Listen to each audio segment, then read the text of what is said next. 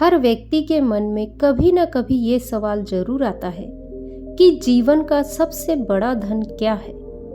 हम सभी अपने जीवन में सुख, समृद्धि और शांति की तलाश करते हैं, लेकिन कभी कभी हम यह समझ नहीं पाते कि असल में हमें क्या चाहिए। दोस्तों, आज की कहानी से हम यही समझने की कोशिश करेंगे। लेकिन कहानी शुरू करने से पहले यदि आप मेरे चैनल पर नए हैं तो चैनल को सब्सक्राइब और वीडियो को लाइक करना बिल्कुल ना भूलें और कहानी को अंत तक जरूर सुनें।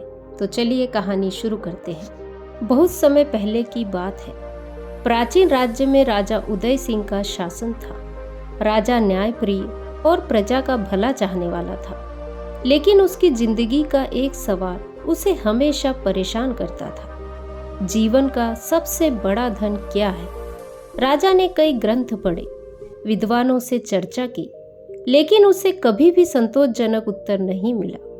वह सोचता रहता, अगर मैं इस प्रश्न का उत्तर जान लूं तो अपने राज्य में सभी के जीवन को सुखी और समृद्ध बना सकता हूं। एक दिन राजा ने अपनी चिंता दरबार में साझा की। उसने घोषणा की कि जो भी व्यक्ति मुझे यह बताएगा कि जीवन का सबसे बड़ा धन क्या है, उसे मैं अपार संपत्ति और सम्मान दूंगा।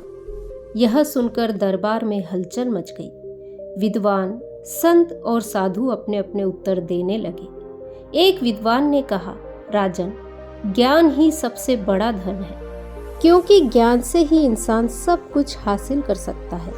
एक वैद्य बोले, स्वास्थ्य सबसे बड़ा धन है, क्योंकि यदि शरीर स्वस्थ ना हो तो धन और ज्ञान किसी काम के नहीं। एक व्यापारी ने कहा, धन सबसे बड़ा है, क्योंकि धन से ही हर समस्या का समाधान किया जा सकता है। राजा ने इन उत्तरों पर विचार किया, लेकिन किसी से भी उसे पूरी तरह संतोष नहीं हुआ। उसने सोचा, शायद इन उत्तरों से आगे कुछ गहराई है जो मुझे समझने की आवश्यकता है। कुछ दिनों बाद एक बौद्ध भिक्षु दरबार में आए। उनके चेहरे पर अद्भुत शांति थी। बौद्ध भिक्षु ने राजा से कहा, महाराज, मैं आपके प्रश्न का उत्तर जानता हूँ, लेकिन यह उत्तर मैं आपको केवल तब दे सकता हूँ जब आप मेरे साथ एक यात्रा पर चले। राजा ने उत्सुकतावश बौद्ध भिक्षु की बात मान ली। उसने अपने मंत्री को भी साथ चलने का आदेश दिया और तीनों एक रहस्यमय यात्रा पर निकल पड़े। यात्रा के पहले दिन बौद्ध भिक्षु राजा को एक छोटे से गांव में ले गया। वहां वे एक गरीब किसान से मिले, जिसका नाम मोहन था। मोहन के पास एक छोटी झोपड़ी, एक बैल और थोड़ी सी जमीन थी। किसान मिट्टी से सने हाथों से काम कर रहा था। उसकी पत्नी पास में खाना बना रही थी और बच्चे खेत के पास खेल रहे थे। परिवार में हंसी और खुशी का माहौल था। राजा ने मोहन से पूछा, तुम्हारे पास तो ना धन है ना सुख सुविधा, फिर भी तुम्हारे चेहरे पर यह मुस्कान क्यों है? किसान ने हंसते हुए उत्तर दिया, महाराज, मेरे पास मेरे परिवार का प्यार और मेहनत करने की ताकत है। जब मैं दिन भर खेत में काम करता हूँ और शाम को अपने परिवार के साथ बैठता हूँ तो मुझे खुशी महसूस होती है। यही मेरे लिए सबसे बड़ा धन है। राजा ने ध्यान से उसकी बात सुनी। उसने महसूस किया कि मोहन की मुस्कान में एक सच्चाई छुपी थी, लेकिन फिर भी राजा को यह उत्तर अधूरा लगा। अगले दिन बौद्ध भिक्षु राजा को राज्य के सबसे बड़े व्यापारी हरिप्रसाद के घर ले गया। हरिप्रसाद का महल शानदार था। वहां सोने चांदी के बर्तन, कीमती गहने और सुंदर कपड़े हर कोने में रखे थे। लेकिन हरिप्रसाद खुद परेशान लग रहा था।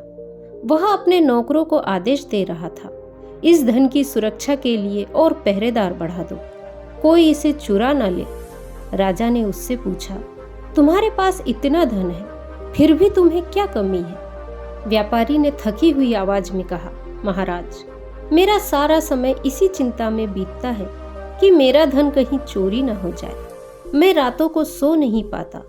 मुझे लगता है कि जितना धन मैंने कमाया है वह कभी भी मुझसे छीन सकता है। राजा को यह देखकर आश्चर्य हुआ। उसने बौद्ध भिक्षु से कहा, यह कितना अजीब है। गरीब किसान संतोषी है, लेकिन यह अमीर व्यापारी इतना परेशान है। क्या धन वास्तव में सबसे बड़ा धन नहीं है? बौद्ध भिक्षु मुस्कुराए और आगे की यात्रा के लिए जंगल में चलने लगे। राजा और मंत्री रास्ते में थकान से भरे थे, लेकिन बौद्ध भिक्षु का चेहरा हमेशा शांत और संतुष्ट था। राजा की जिज्ञासा और बढ़ गई थी और वह जानना चाहता था कि साधु के पास जीवन का इतना गहरा अनुभव कहाँ से आया। जब वे एक नदी के किनारे विश्राम कर रहे थे तो राजा ने बौद्ध भिक्षु से पूछा, गुरुवर, आप हमेशा शांत रहते हैं, क्या आप मुझे सबसे बड़ा धन क्या है इस बारे में कुछ बता सकते हैं? बौद्ध भिक्षु ने कहा, महाराज, मैं आपको एक ऐसी कहानी सुनाता हूँ जो धन के बारे में है और आपकी खोज को वो पूरा करेगी। बौद्ध भिक्षु ने कहना शुरू किया, बहुत समय पहले एक छोटे से गांव में एक व्यापारी रहता था। वह बहुत ही ईमानदार और मेहनती था, लेकिन एक चीज उसे हमेशा परेशान करती थी। वह सोचता था कि उसकी गरीबी का कारण क्या है, जबकि वह इतना काम करता था, उसके पास घर, दुकान और काफी सामान था, फिर भी वह कभी संतुष्ट नहीं था।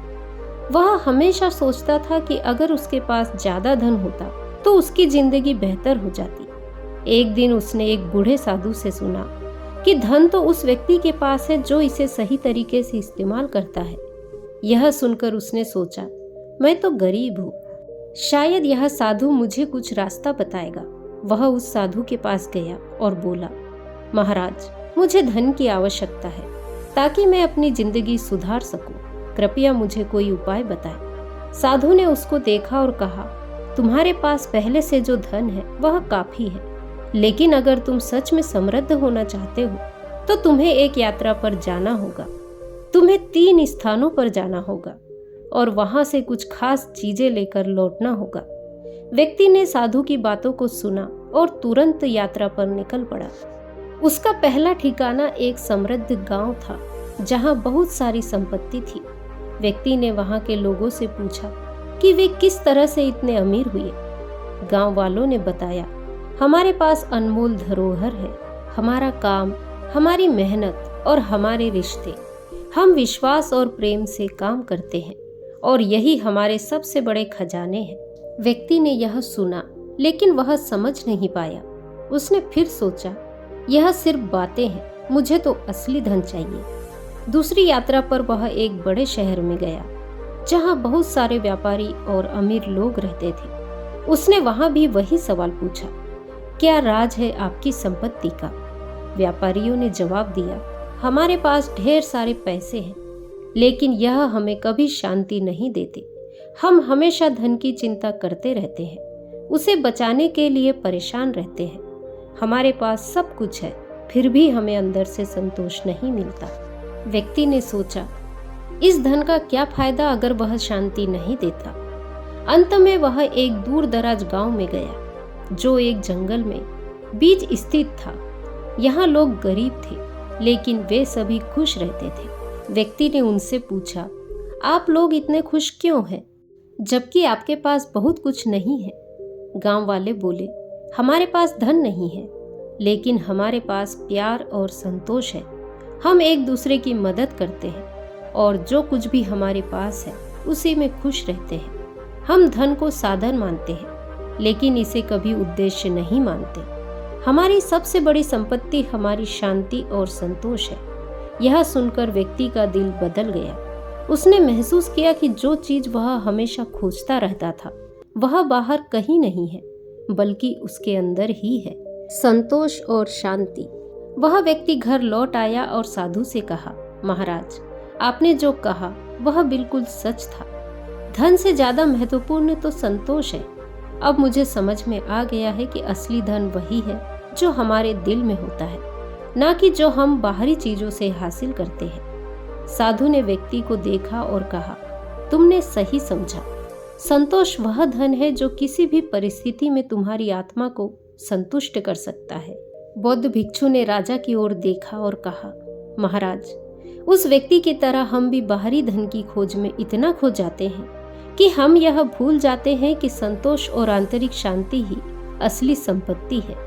राजा ने बौद्ध भिक्षु की कहानी से गहरी सीख ली और समझ गया कि धन की असली परिभाषा केवल बाहरी वस्तुओं में नहीं बल्कि अंदर की संतुष्टि में छिपी हुई है। तीसरे दिन बौद्ध भिक्षु राजा को एक सुंदर झरने के पास ले गए। झरने का पानी साफ और चमकदार था। पास में पक्षी चहचहा रहे थे और हवा में सुखद शीतलता थी। बौद्ध भिक्षु ने राजा से कहा, महाराज बताइए, आपने इन 3 दिनों में क्या सीखा? राजा ने गहरी सांस ली और कहा, मैंने देखा कि गरीब किसान के पास कुछ भी नहीं था, फिर भी वह संतुष्ट था।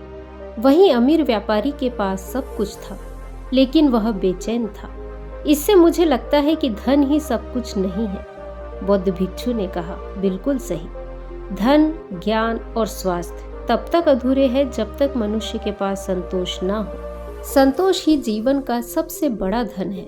यदि व्यक्ति के पास संतोष है तो वह गरीबी में भी खुश रह सकता है, और यदि संतोष नहीं है तो धन और ऐश्वर्य भी उसे सुख नहीं दे सकते। लेकिन बौद्ध भिक्षु ने उससे एक और परीक्षा देने को कहा। उन्होंने कहा, यदि आप सच में इसे समझना चाहते हैं तो आपको कुछ समय के लिए अपना राजसी जीवन छोड़कर एक साधारण मनुष्य की तरह जीना होगा।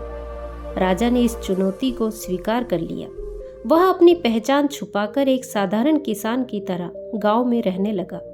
उसने भूख, गरीबी और कठिन परिश्रम का अनुभव किया। एक दिन राजा ने एक वृद्धा से पूछा, तुम इतनी गरीबी में कैसे संतोष पा लेती हो? वृद्धा ने मुस्कुराते हुए कहा, बेटा, संतोष कोई बाहरी चीज नहीं है, यह हमारी सोच है।